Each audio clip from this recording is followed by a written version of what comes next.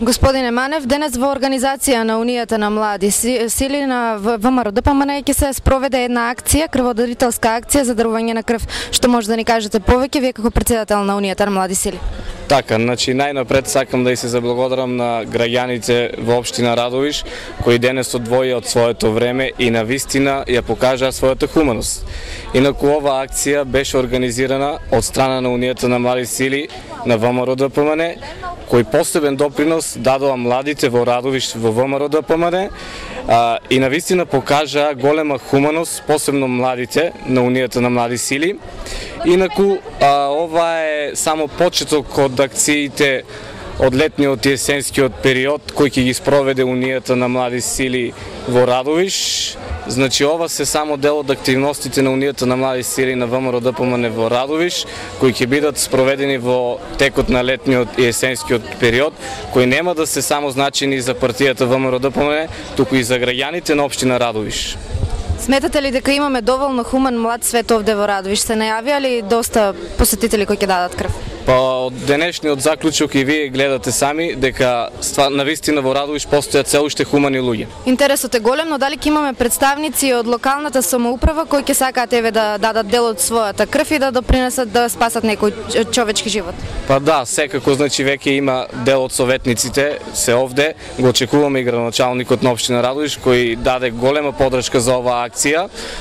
И исто така морам да се заблагодарам на станицата за трансфузиологија од Штип, кој беше во соработка со нас.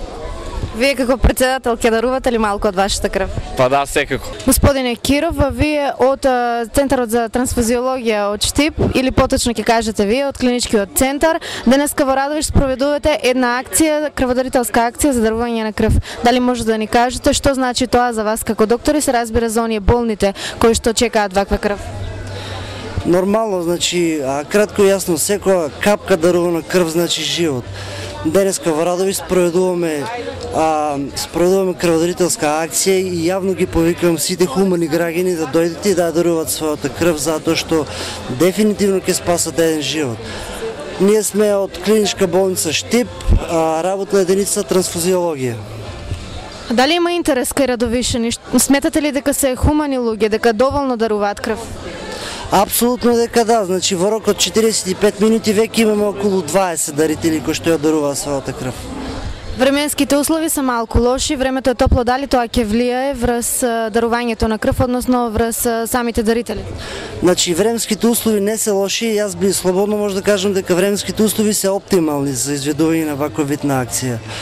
Како и да е, како лекар, голема порека до сите граѓани општо гледано да не ги напуштаат своите домови ако евентуално не мораат да го сторат истото. Значи ова нема да смета за оние кои што ќе даруваат крв топлото време? Не, значи секој кој што дарува крв добива и порека и совет како што понатаму да постапува во текот на денот.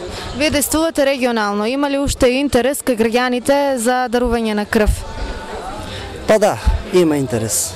Сега зависи од регионот кај што се наоѓаме, во принцип да, има. Госпогице Пецева, и вие денес сте дел од крводарителската акција која организира Унијата на млади сили. По кој пат дарувате крв? Јас дарувам крв веќе 4-ти пат и ми причинува огромна чест и задоволство тоа што сум еден од дарителите на крв во општина Радовиш.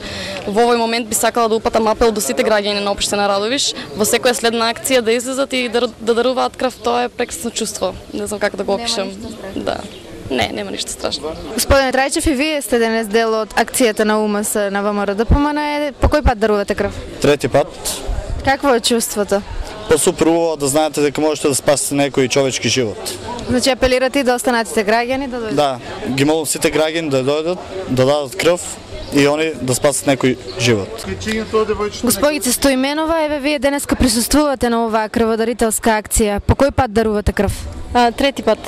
И какво е чувството да знаете дека може да спасите нечiji живот со малку од вашата крв? Па чувството е прекрасно. Мислам дека секој граѓанин треба да го стори тоа во животот барем еднаш, може и повеќе пати, бидејќи чувството е одлично да знаеш дека ќе спасиш нечiji живот. Тоа е големо дело.